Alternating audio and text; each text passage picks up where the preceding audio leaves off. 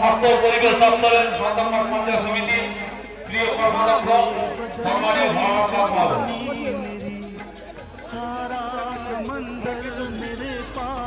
নমস্কার।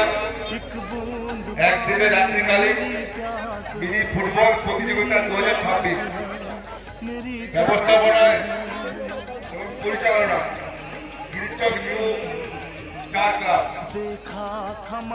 আজ একটা মহেন্দ্রক্ষণ একটা সন্ধিক্ষণে আমরা পৌঁছে আছি, যেখানে এখানে খেলাধুলা চলছে।